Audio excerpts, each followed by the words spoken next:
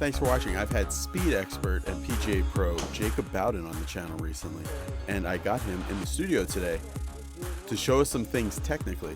One of the things you're going to want to see is at about the 5-minute mark in this video, he shows about the best block and slice fix that I've seen in a long time. Setting up your stance width and figuring out your stance width that works for you and how much foot flare to have. And he does it in a way that I'd never seen done before. Check it out. Hey guys, thanks for watching. I'm here with Jaacob Bowden. Hey Jaacob. Hello. How's it going? Okay, so we did all these videos with Jaacob. We're gonna do a shorter video right now. We talked about getting faster and his journey and getting faster, a lot of stuff in the gym. Now we're gonna do a little bit of technique, and we're gonna do it through the course of almost like a lesson. So what I'm looking for, Jaacob, is I wanna hit it obviously longer, but I wanna like keep it on the map, you know? So I want that 95% feeling one, 92% feeling one to go further, you know. My 100% is all right, but I will definitely like totally lose it. So what would you like to, if I'm just coming into you for a speed lesson, what would you like to see first? Well, first we just kind of have a conversation and talk about goals. What do you want to get?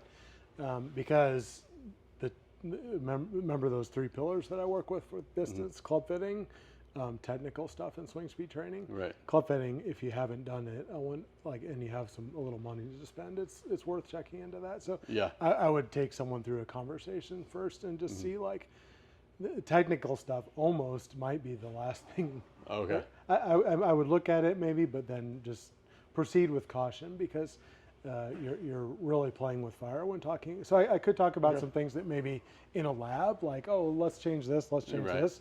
But then in practicality, if you're talking about getting a little bit more ball speed or a little bit more swing speed, I might look at like, you know, the swing speed training aspect first before the technical stuff. So club fitting wise, I'm not sure. I'd have to go see because it's been a long time since I got this. But if you're talking about the technical stuff, I'm like, okay, well, let's look at technical things. Okay. So we're indoors here. We have a TrackMan and a launch monitor, and we can like look at a lot of things. Goals wise, like, you know, a golfer's got their big miss. Goals wise, I used to hit a snap hook, and more recently, since fixing that, I've been playing better. But it's almost always like a block to the right, like an open face block to the right. So should I just hit one? Yeah, we'll probably hit a few balls. Okay.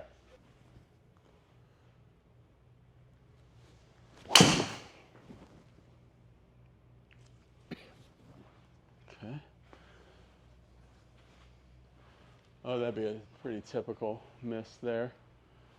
Do you normally hit flared to the right? Straight cut. It's usually not that much of a shape. It's usually just a block to the right. Okay.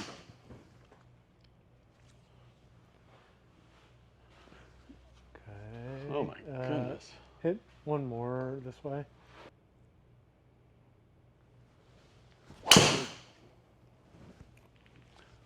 Thinner. Okay. Yeah, that was straight. Should I hit another one? Yeah, sure, one more. And then let me look at a couple from the other direction. And then let me go back to the back here. Take a look this Same way. thing. It's getting pretty consistent over there, unfortunately. And it's slow too when I do that. I was way to the right. Okay. But that's what I've been struggling with. That's probably today. Enough to kind of like start a a few little things for sure. Here. So is this what you're seeing out on the golf course? Yes, definitely. Or if you're aiming where you kind of feel like you're aiming, pattern is to the right. I'm trying to aim straight, play a pretty straight ball, and but yeah, somehow I'm getting open. Okay. Club path was 1 degree into out, but my face was quite open to that path, so I'm having some kind of issue closing the face. So the goal is like just hitting better, but then also just more ball speed. Yeah. Well, just visually looking. Yeah. It did seem like there's different stance widths that can be functional. yours, I think, skews a little bit.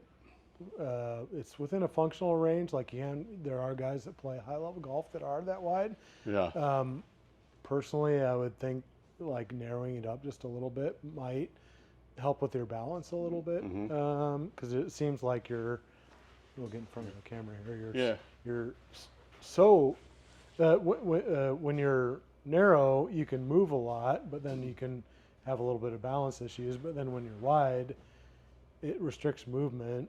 I feel like with the width that you are, there's a little bit of a balance struggle. I feel like you could narrow it up just a touch, and you would have a little bit more of a balanced look to it.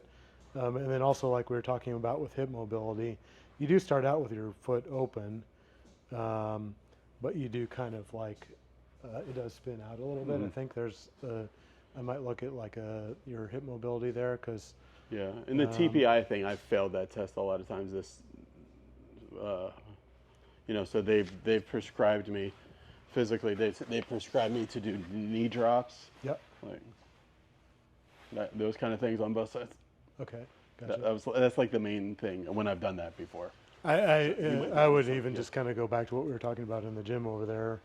Just like kind of sit in your golf swing and just work on being able to rotate this inward. Right. And you could even just kind of like, walk your way around. Oh, gotcha, yeah. So it's like, ideally you want to be, so if we're lined up this way, and if you had your toes straight, you would want to be able to get your hips all the way around, so you can just kind of balance yourself and just kind of like work your way through. Yeah. So there is a little bit of a hip mobility thing here that seems noticeable. You're spinning out a little bit, and then I feel like you're a little bit wide. I think you would be a little bit more balanced with a little bit more narrowing. Okay, let's try that. And then the length of your backswing, I think it was pretty parallel. So you have some good length. If you're looking for more ball speed, you could do things that work that can allow you to go a little bit further turn. That could get you more ball speed. If you didn't want to change your swing, you could do the swing speed training. Sure. So nice fuller turn to the top. I'll give you a good way of thinking about stance width here. This is kind of like a good tip for people at home, I think. So the way I kind of figure out, a lot of people talk about, let's be shoulder width or whatever. I forget where I heard this, but someone once in my learning over the years, they talked about it it's dictated from the length of from your knees to your feet.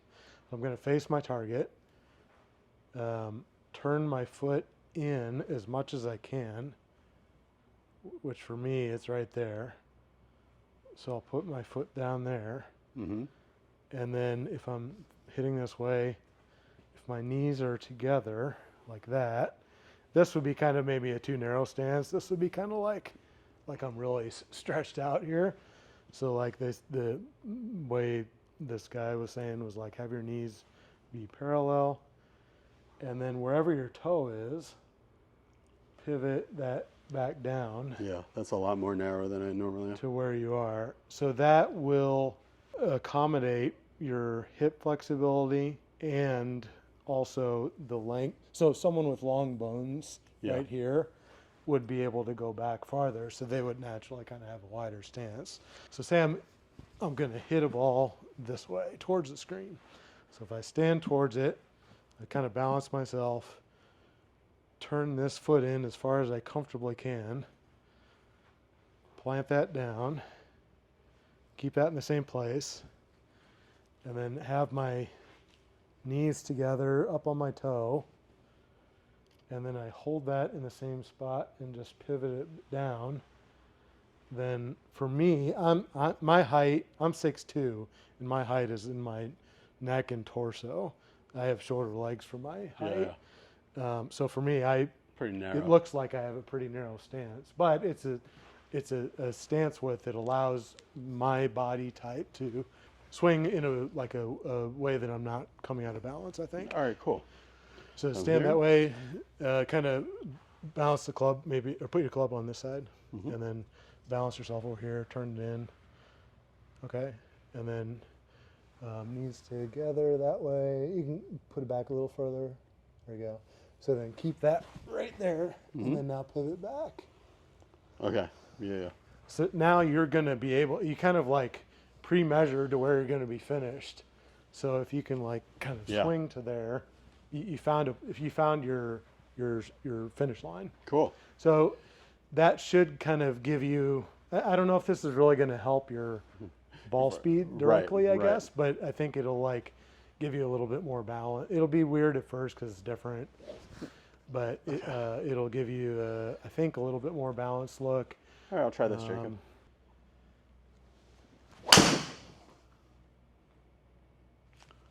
Didn't feel too weird. It was a little better for sure. Setting your feet based on like your hip mobility is more of like a long-term injury prevention kind of thing. And it might also, I feel like some people, if they get their feet opened up a little bit more to wherever it accommodates their own flexibility, they can swing through a little bit more aggressively. And there's no like, if I were to swing like that, I might pause a little bit because I'm like waiting like, and then I'm going to spin out a little bit and maybe come off it. Put a hiccup in your swing. And it just kind of, so it could, over the long term, once you get used to it, help you like get through it a little bit more aggressively. Okay. So that's one thing. All right, then speed-wise, I think one of the reasons I was so fast there is we had just done that. I'm just going to try that. It would help to look crack out more, at the video, at slow-mo video. To see if I'm dragging with it. To see where are you from a face-on view, to see if you're actually like getting a lot of hand hit and not impeding the What do you want to use your phone real quick? Yeah, we could do that. Sure.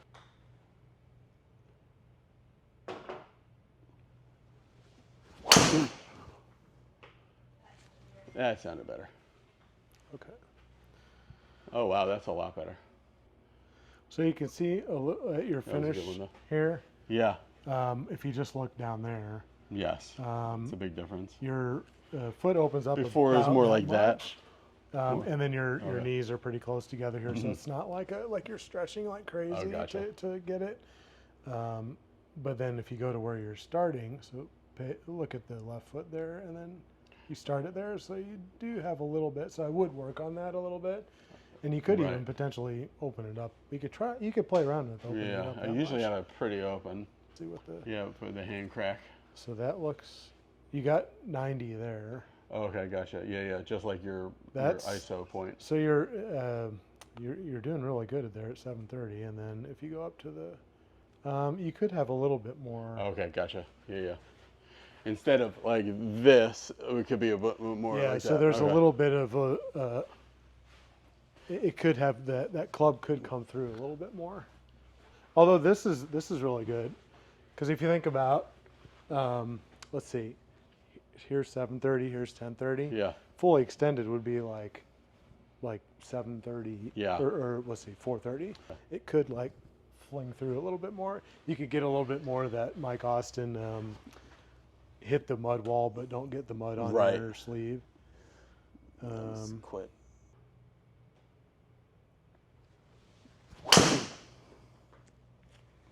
That wasn't great. Okay, it's a lot straighter. Well, and I guess like for this 163, that was a little faster. That was in the heel too. I guess we're not working on something. This is more just like trying to find a little bit more speed. A little crack, in the beginning, it could cause you to hit a little bit awry until you get used to it. No, I'm hitting it better this way. Here, there. So I guess we haven't even really looked at numbers yet on the launch monitor. This is more just like visually. Right. I mean, the path was half a degree. I mean, the path was 0. The face angle was 0 on that one. I mean, that was all really good.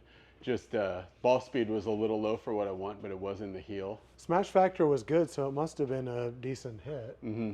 It was 149 smash. 149. I know that I'm able to go faster. It's like I'm somehow throttling myself because that's 110 club head speed, and I know that I have the potential to be. I know that like if I was just to air swing this, Like if I was just to do this, and I've seen There's a speed training mode on here, I think. because we saw it on the little monitor. So on TrackMan, it should be close to 117 or 18.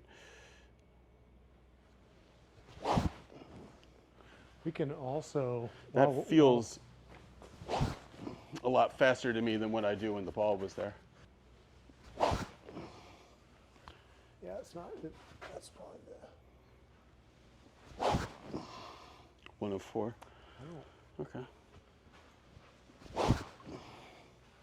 99. That doesn't seem... Yeah, I think something's Something's off. a little wacky there.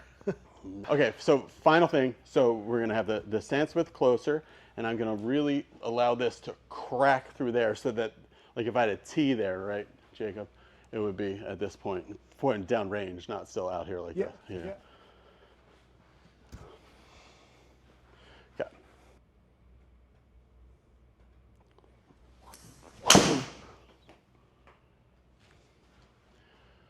Okay, let's see. All right, hit it dead straight. Well, nicely hit. Yeah, a lot better. And Let's not take a look at some not super numbers here. fast. I'm always the same, like that 109.8, 110 or so. So we must But have... the path and the face angle and all that stuff is like It's good that you're hitting seriously up on improved. it. Okay. So... Yeah, hitting up on it 3. 3's fine. They have testing that's -5, 0, and +5 on the attack angle, and +5s just hit it farther at the same speeds.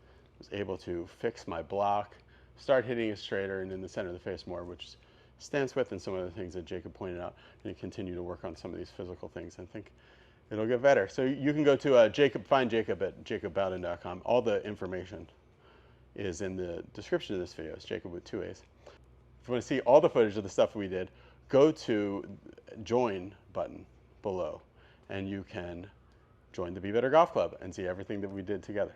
Thanks for watching. Bye.